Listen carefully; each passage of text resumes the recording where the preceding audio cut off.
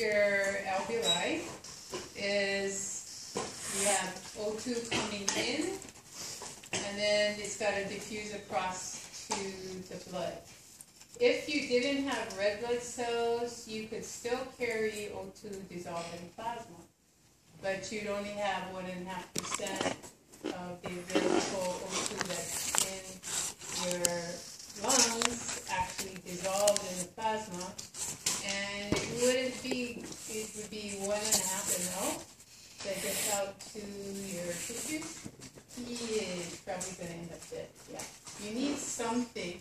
There are a lot of things, artificial ways to put molecules in it and combine more O2 and transport it. But the most efficient way is red blood cells and hemoglobin. So you put your hemoglobin in there. If you have a good alveolar PO2 of 100, then you're going to get 98% of every 100 O2 molecules that are in your alveoli, 98.5, but can't split a hemoglobin in half, so let's say 98% of the O2 is going to be bound to your hemoglobin, and so you're going to have good saturation going out to the tissues. If you have a low alveolar PO2, you're going to constrict upstream so that you have more time to load that hemoglobin.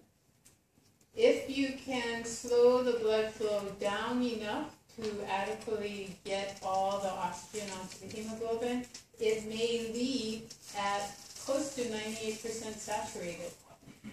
If it's so O2 poor, like you have emphysema and that air has been around for decades, not really, but in a day or two, hour or two, a minute or two, still, it's very O2 poor. So you might only get 50% saturated when you go out. So what does that mean? Come back to the oxygen hemoglobin dissociation curve. At 50% saturation, you are below the point where your tissues would be getting adequate oxygen. Adequate oxygen, you have to be up here at 75%. So you could still get O2 going to your tissues pretty well, but they're going to be operating at 50% saturation. They're going to be operating at a PO2 that's now at 30 millimeters of mercury PO2. So the O2 is going to be low in your tissues. That means your energy is going to be low. People who have emphysema, they aren't spry, they're not moving very fast, they probably barely have energy to carry out their activities of daily living, like brushing their teeth and combing their hair and feeding themselves and dressing themselves. Probably very fatigued by just doing those simple things. All right.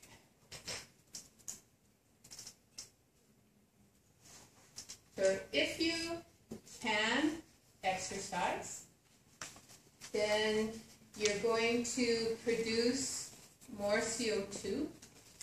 You're going to also increase hydrogen ion concentration because of lactic acid coming out of your muscles.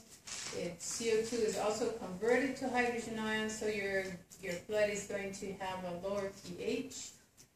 Your temperature is going up as you exercise. Work creates heat. And also at lower O2 concentrations, if the hemoglobin oxygenation is below normal, then red blood cells make their own little chemical that helps them unload O2 at the tissues. And this is called 2,3-bisphosphoglycerate. It used to be called 2,3-diphosphoglycerate, but they changed the nomenclature in the biochemistry class. So it's now 2,3-bisphosphate instead of 2,3-diphosphate. So these are working for you to help with oxygen unloading at the tissues. What ends up happening is the whole dissociation curve moves to the right. And that's this dotted line. So this is the norm. And then this is what happens when these go up. And they all go up when you exercise. CO2 goes up, hydrogen ion goes up, temperature goes up, and 2,3-DPG goes up a little bit. And more if you're severely exercising. Okay, so what happens when you exercise? You read the graph, it tells you what happened.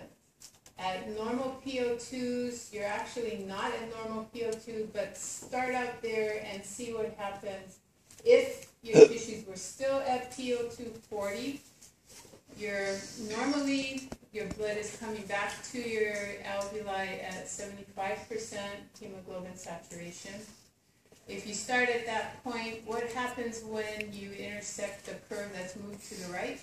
It's coming back at 55% saturation.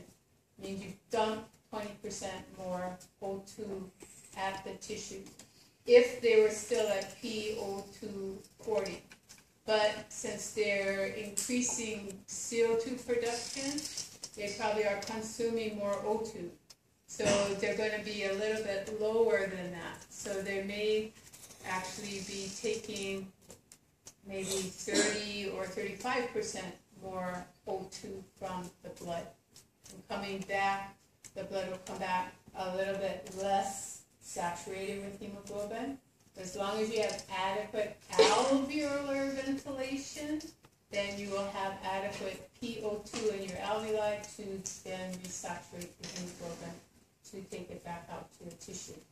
So hyperventilation, you're running the risk of decreasing the amount of oxygen that gets to the alveoli. So you want to breathe more deeply and maybe a little less often to maximize the amount of O2 that you get to your alveoli. When CO2 goes up, CO2 binds to hemoglobin with a higher affinity than O2 has. Your textbook talks about this. Look for the term Bohr effect. CO2 binds to hemoglobin molecule, but outside the binding sites for O2.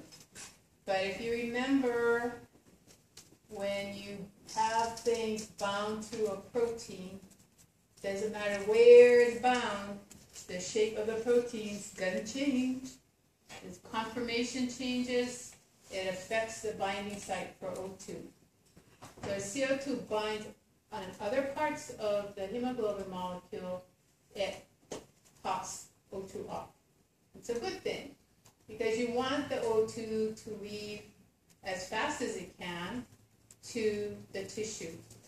O2 is always going to cycle on and off its binding site. That's what chemicals do on their binding sites. Some are held on longer with a high affinity, but they still leave, and then another one will rebind. So O2 is cycling on and off the hemoglobin, but if you change the binding site affinity for O2, then when the O2 bond pops off, no other O2 is binding. That means you have more free O2 to diffuse out to the tissue. So Bohr said, and somebody named it for him, Bohr's effect.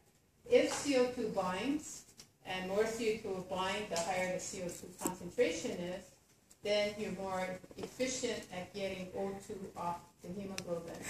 At the tissues, there's more CO2 to bind to the hemoglobin. That's going to then move O2 off because the affinity goes down for O2 and will go out to the tissue. There's actually a cooperative binding effect, meaning when one CO2 binds somewhere on the hemoglobin, it changes the shape so that other CO2s or other CO2s are more likely to bind. At the lungs, once one O2 binds to its binding site, it changes the affinity for the O2, starts to go up, and other O2s are more likely to bind. When O2's affinity is high, CO2's affinity is low, and CO2 starts to pop off, which is a good thing at the lungs, because then the O2 will go out in the exhaled air. Okay. And so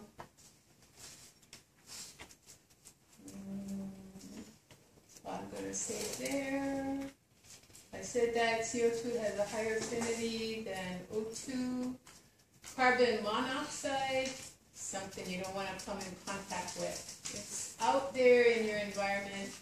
Your cars create carbon monoxide, but you don't want to go and stuck on a tailpipe and get too much CO in there.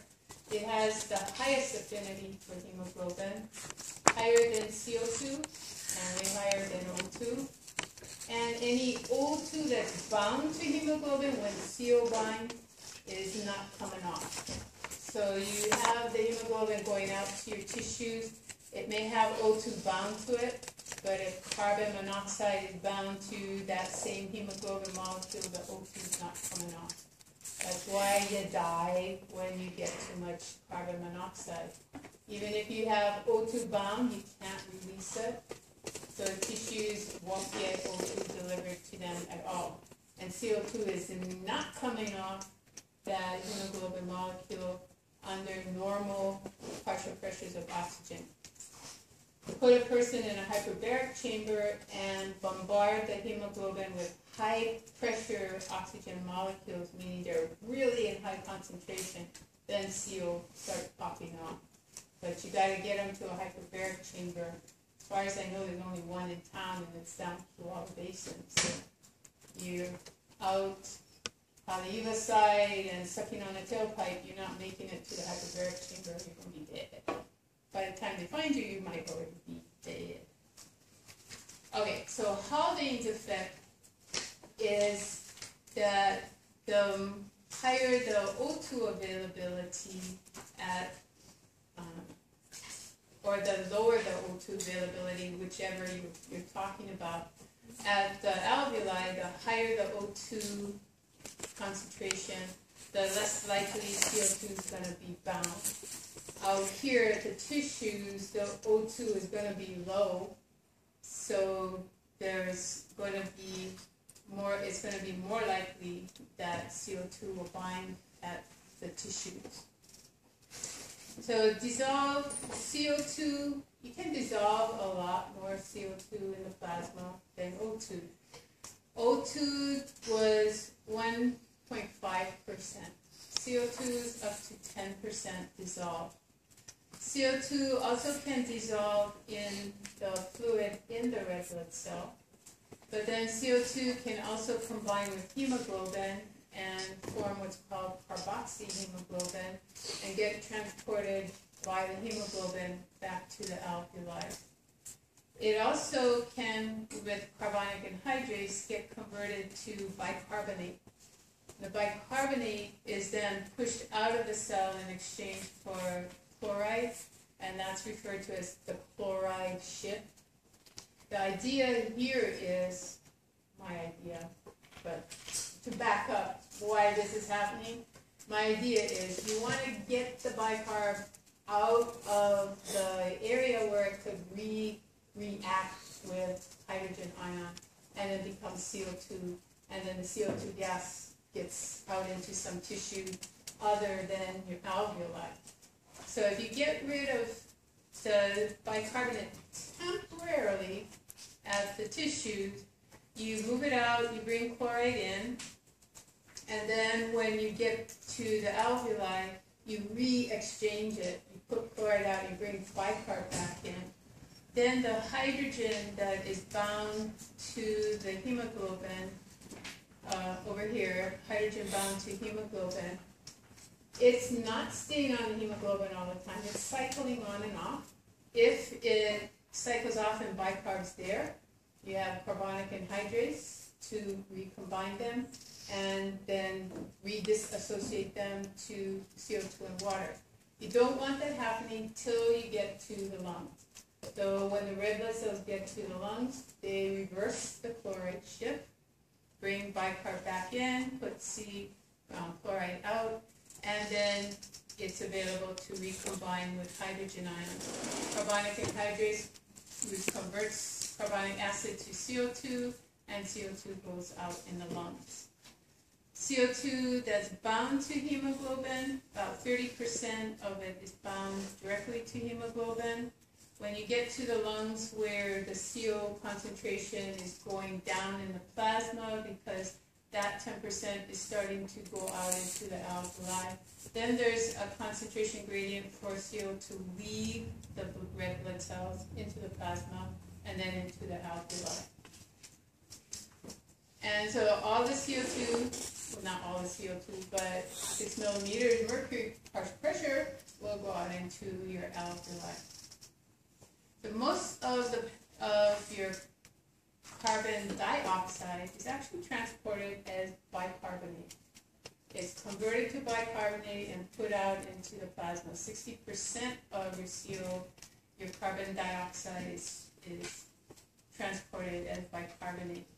30% as CO2 bound to hemoglobin, which is called carboxyhemoglobin, and then some as hydrogen bound to hemoglobin, and some as dissolved CO2.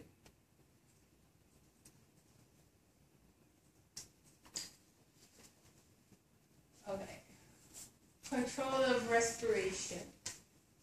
You're got a little bit different information in Sherwood than in Martini. I prefer Sherwood's version. It tends to make a little more sense. It clarifies what is confusing in Martini as to what the dorsal and the ventral groups do. So and also introduces another area which also actually clears up a problem. Yeah, it's one more thing to memorize, but it's such a weird name, and I can't pronounce it because I don't speak Swedish. And it has this umlauted O that has an O and an E sound to it at the same time, and I can't get my tongue around that. You can Google it. You can go on YouTube, and there's this lady who will take you through 15 minutes of explanation as to how you make this sound. It's hilarious, really, but it's like, we've got 15 minutes to learn how to say that. Why don't you, cut it short. But anyway, so this Singer complex is like your SA node. It's a pacemaker. So it's in control of a lot of the rhythm of the dorsal group and the ventral group. The dorsal group back here is going to be stimulated by this Singer complex, which is the pacemaker. Turns out the dorsal group is firing for quiet breathing. So it fires to get the diaphragm and external intercostals to expand, and then turns off for exhalation. So it's involved most of the time. If there's an increase in demand for O2, then it gets the ventral group involved. The ventral group is firing to control your accessory muscles. So if you need more volume in and out, then the ventral group gets involved. The dorsal group is quiet inspiration, turn off expiration. Ventral group for forced breathing. Up here, that information hasn't changed from Martini. This down here is a little bit different. Effects of O2, CO2, and hydrogen ion. We've talked about this already. The CO2 is the main drive for your brainstem to fire and increase or decrease respiratory rate. CO2 concentrations go up, your respiratory rate goes up to get rid of the CO2. As a consequence, you get more O2 in. If your CO2 levels go down, then your drive for breathing decreases. So the whole point about free-diving and hyperventilation before you chase the fish, you have less drive to breathe so you can hold your breath longer. The hydrogen ion is sensed in the brain, in the extracellular fluid, by chemoreceptors in the brain. They don't respond to CO2 directly. The carbonic anhydrase converts the CO2 to hydrogen ion, and that's what your central chemoreceptors respond to. Go back to Martini. Central chemoreceptors feed into this dorsal and ventral respiratory group, and probably into that Hertzinger complex pacemaker. So if hydrogen ion levels go up, then indirectly the brain says CO2 is going to be high. Let's get rid of the CO2, let's increase ventilatory rate. If it goes down, hydrogen ion concentrations go down, then respiratory rate goes down. Only time your body, both the peripheral, your carotid, your aortic body, and your central chemoreceptors, mainly the peripheral ones, respond to O2 is when PO2 get below 60 millimeters of mercury partial pressure. That is low at rest. Normally it's 98.5% saturation. Now at rest it's at 60. Then the brain gets concerned about that. And then O2 will be the critical O2 levels will be the drive to breathe. And the brain will not pay so much attention to CO2. So aortic and the carotid bodies will send information to your respiratory control center, glossopharyngeal nerve, vagus nerve.